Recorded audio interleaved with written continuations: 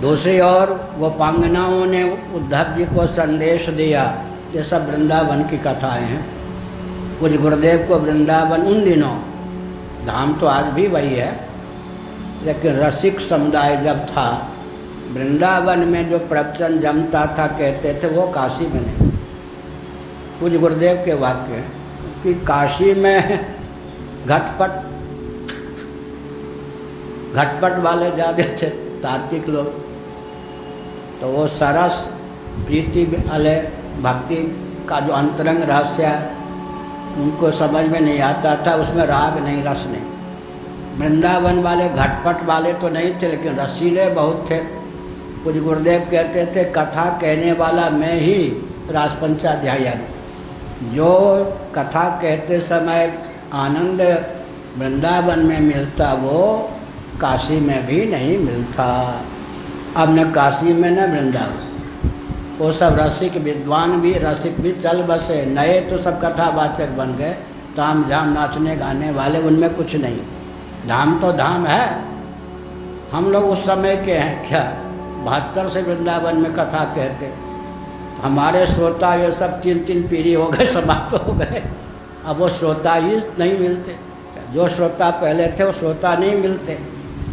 तो हमने क्या कहा, हमने यह कहा कि श्री राधा रानी के हृदय में श्री कृष्ण के प्रति, श्री कृष्ण के हृदय में राधा रानी के प्रति जो प्रेम है, आश्रय विषय दोनों की दिव्यता के कारण अद्भुत है।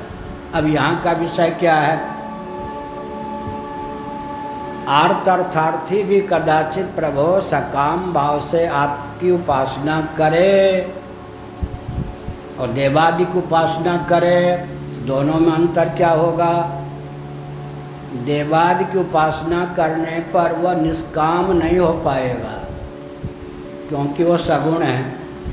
सगुण का अर्थ आत्मा के दृष्टि से तो सब सगुण है या निर्गुण, निर्गुण है, लेकिन वे सब के सब देहेंद्रीय प्राणांतकरण में तादात्म्यपन्न हैं।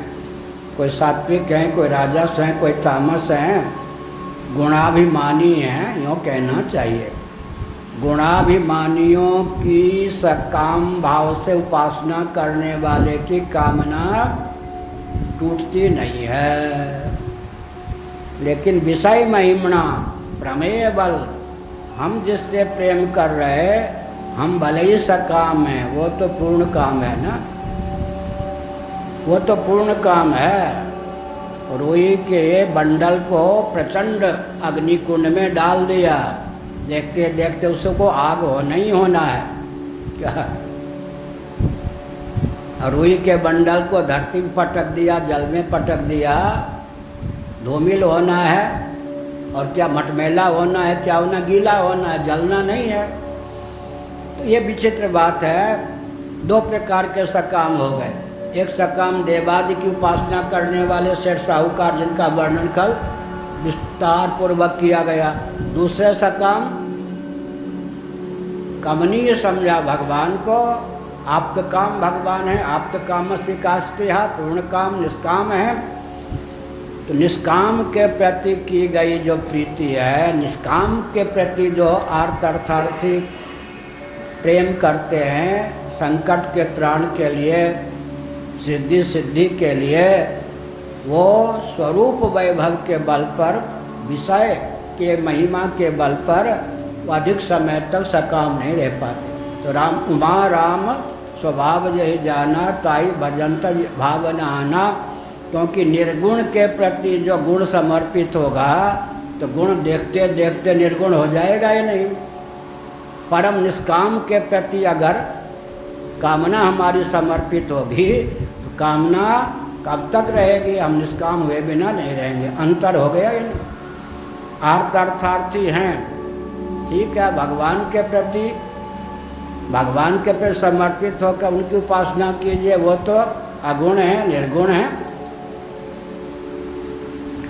तो क्या होगा, द्वंद्वों से अतीत हो जाएंगे, परम निष्काम हो जाएंगे। या बहुत अच्छा कहा। तो जो भगवान के प्रति सकाम उपासना है, उसका फल मद भक्ता यान्ति माम अपि, बहुत बढ़िया गीता में आर्त हो तो अर्थार्थी हो तो जिज्ञास हो तो ज्ञानी हो तो थोड़े समय तक विभाजक रेखा रहती है। आर्त अर्थार्थी भी आरती की पूर्ति हो गई, अर्थ की पूर्ति हो गई, उसके बाद सदा के लिए निष्काम हो गए। आप तो काम भगवान है ना, इसका मतलब अर्थ हो तो अर्थार्थी हो तो जिज्ञास हो तो जिज्ञास हुआ तो मेरी प्राप्ति तो होगी ही। अर्थ अर्थार्थी को भी मैं ही मिलूँगा, क्योंकि उनकी आरती का, उनके अर्थलोलुपता का फरण कर लूँगा। इसीलिए बहुत ऊंची बात क्या है। एक कामुक जब चीर हरण करेगा तो उसका लक्ष्य दूषित होगा। भगवान जब चीर हरण करेंगे तो निरावरण, देहेंद्रीय प्राणांतकरण, वो चीर के रूप में कौन होगा? देहेंद्रीय प्राणांतकरण से विहीन कर देंगे, हुआ या नहीं? इसलिए भगवान परम आप्त काम हैं। तो अग्नि के प्रति अगर अग्रेसर हो जाए रूही का बंडल भी, काष्ठ भी, तो क्या है, देखते देखते उसको अग्नि बनना ही है।